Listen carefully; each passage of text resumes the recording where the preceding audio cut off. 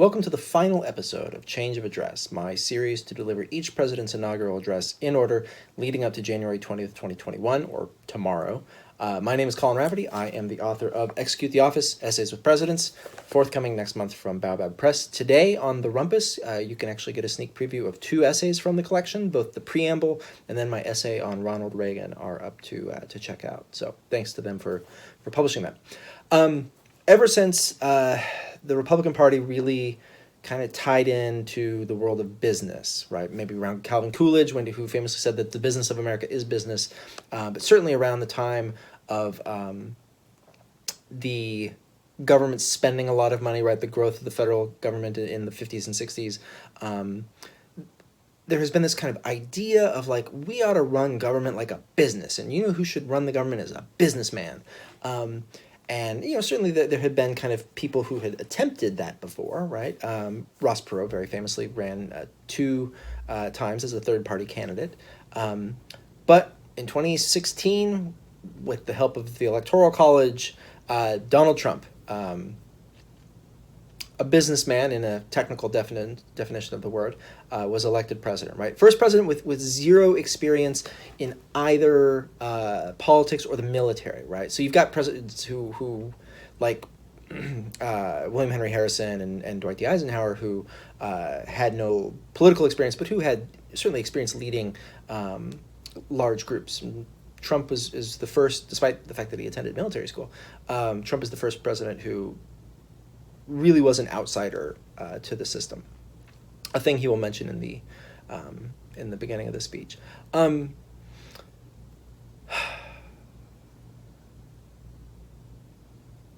mean,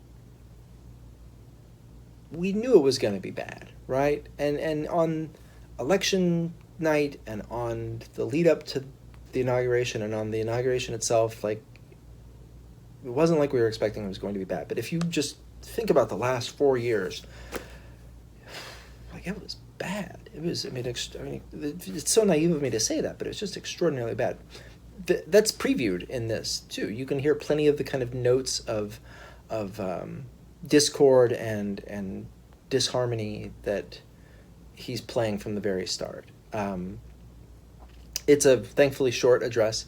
And honestly, like, from the beginning of this project, I have wondered, like, how can I, as a person who's sort of deeply repelled by what Trump has done to the office of the presidency, which was not like the most perfect thing in the first place, but still, like, how can I kind of deliver this address? Because I have tried to give each address, like, okay, like, how would this, like, I'm not just going to, poke fun at these. And so I do edit, right? If you watch closely, you may occasionally see a jump. Like, if I mispronounce a word, or I kind of stumble on something, or I get caught up in something, I, take a little break, start the sentence over, edit it out in post-production, right? I'm not going to do that with this one. Like, let's just kind of see, let's just go through and see how long it takes before my mind rebels against the stuff I'm saying. So, and now, after our longest intro ever, here is Donald Trump's inaugural address. I'm sorry. Chief Justice Roberts, President Carter, President Clinton, President Bush, President Obama, fellow Americans, and people of the world, thank you.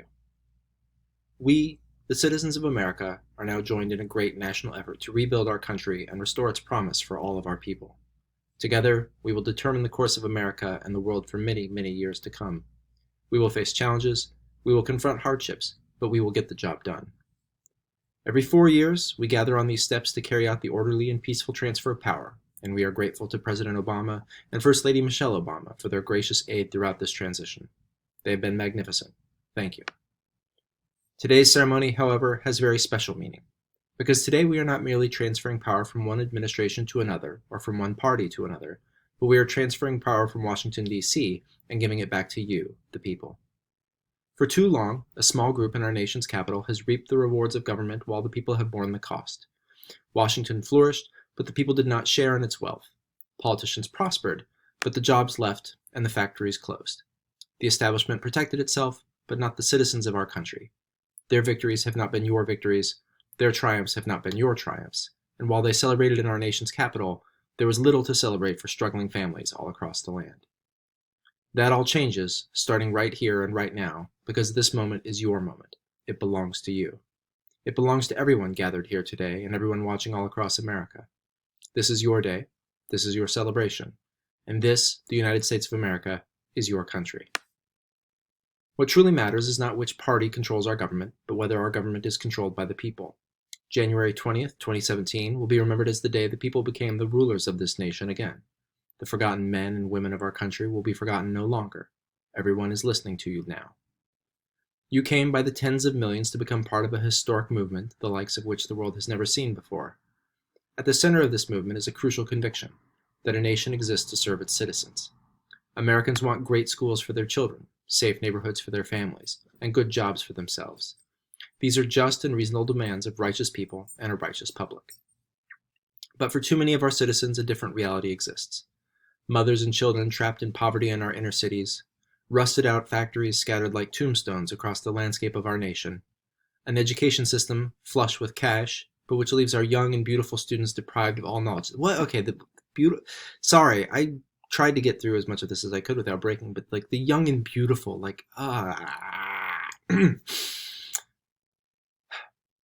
and the crime and the gangs and the drugs that have stolen too many lives and robbed our country of so much unrealized potential. This American carnage stops right here and stops right now. We are one nation, and their pain is our pain, their dreams are our dreams, and their success will be our success. We share one heart, one home, and one glorious destiny. Okay, 6 more pages to go. The oath of office I take today is an oath of allegiance to all Americans. For many decades, we've enriched foreign industry at the expense of American industry, subsidized the armies of other countries while allowing for the very sad depletion of our military. Again, so much stuff is emotional to him in a strange way, very sad.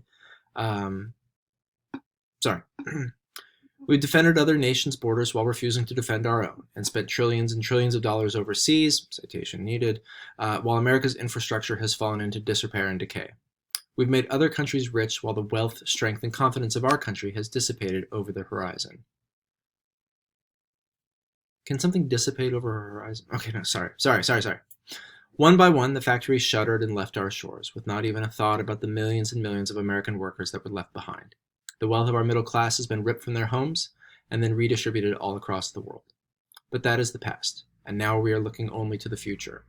Although they did release that 1776 nonsense yesterday. Sorry, still going. We, assembled here today, are issuing a new decree to be heard in every city, in every foreign capital, and in every hall of power. From this day forward, a new vision will govern our land. From this day forward, it's going to be only America first. America first. That repetition is in there. Every decision on trade, on taxes, on immigration, on foreign affairs will be made to benefit American workers and American families. We must protect our borders from the ravages of other countries making our products, stealing our companies, and destroying our jobs. Production will lead to great prosperity and strength. I will fight for you with every breath in my body, and I will never, ever let you down. America will start winning again, winning like never before. We will bring back our jobs. We will bring back our borders. We will bring back our wealth, and we will bring back our dreams. We will build new roads and highways and bridges and airports and tunnels and railways all across our wonderful nation. We will get our people off of welfare and back to work, rebuilding our country with American hands and American labor. We will follow 2 simple rules: buy American and hire American. We will seek friendship and goodwill with the nations of the world, but we do so with the understanding that it is the right of all nations to put their own interests first. We do not seek to impose our way of life on anyone, but rather to let it shine as an example. We will shine for everyone to follow. Weirdly placed parenthetical statement there. Not set off by dashes, but you know what I mean. Sorry, still going. We will reinforce old alliances and form new ones and unite the civilized world against radical Islamic terrorism, which we will eradicate completely from the face of the earth. At the bedrock of our politics will be a total allegiance to the United States of America, and through our loyalty to our country, we will rediscover our loyalty to each other. When you open our heart to patriotism, there is no room for prejudice. The Bible tells us how good and pleasant it is when God's people live together in unity. We must speak our minds openly, debate our disagreements honestly, but always pursue solidarity. When America is united, America is totally unstoppable. There should be no fear. We are protected, and we will always be protected. Remember, this is the guy who, like 3 pages ago, was talking about American carnage. We will be protected by the great men and women of our military and law enforcement, and most importantly, we will be protected by God. Finally, we must think big and dream even bigger. In America, we understand that a nation is only living as long as it is striving. We will no longer accept politicians who are all talk and no action, constantly complaining, but never doing anything about it. Constantly complaining. The time for empty talk is over. Now arrives the hour of action. Do not allow anyone to tell you that it cannot be done. No challenge can match the heart and fight and spirit of America. We will not fail. Our country will thrive and prosper again. We stand at the birth of a new millennium, which started 16 years ago, ready to unlock the mysteries of space, to free the earth from the miseries of disease,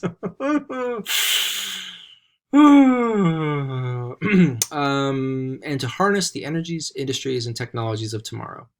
A new national pride will stir our souls, lift our sights, and heal our divisions. It is time to remember that old wisdom our soldiers will never forget. That whether we are black or brown or white, those are all capitalized in the sentence. We all bleed the same red blood of patriots. We all enjoy the same glorious freedoms, and we all salute the same great American flag. There's so much I didn't get used to in this, but like the hugging the flag thing, like, and whether a child is born in the urban sprawl of Detroit or the windswept plains of Nebraska, they look up at the same night sky. They fill their heart with the same dreams, and they are infused with the breath of life by the same almighty creator. You have to wonder, there's a photo of Trump writing this, but really this is sort of a Bannon and Miller jam. This is how little I care about getting this correct. I'm just having some tea in the middle of it. Or not getting it right, but like delivering a polished speech. You do have to wonder, who's putting in the God stuff, right? Because the God stuff exists in every inaugural. Right? There's always a God moment, one of them had to have recognized, okay, we should put in some God stuff here. But for the life of me, I have no idea who. Anyway, coming up on a big finish here, I hope. So to all Americans in every city, near and far, small and large, from mountain to mountain, from ocean to ocean, hear these words. You will never be ignored again. Your voice, your hopes, and your dreams will define our American destiny, and your courage and goodness and love will forever guide us along the way. Together, we will make America strong again. We will make America wealthy again. We will make America proud again. We will make America safe again. And yes, together, you knew it was coming to this. And yes, together, we will make America great again. Thank you. God bless you, and God bless America. Thank you. God bless America. Well, as George W. Bush said, right, that was some weird shit. But that was Donald Trump's inaugural address, delivered 4 years ago, 3 years and 365 days ago, because we had the leap year in there. Man, it's over. It's almost over, right? It's almost over. So anyway, I can't finish on that. That's just a bad speech generally, and then just the levels of irony in it are So we got one more to go, right? Joe Biden is going to deliver his address tomorrow at noon, and then I'm going to repeat it a couple hours later, post it here. So tune in for our very last episode. Thanks for tuning in. Thanks for making it through almost 15 minutes of this. I'll see you tomorrow.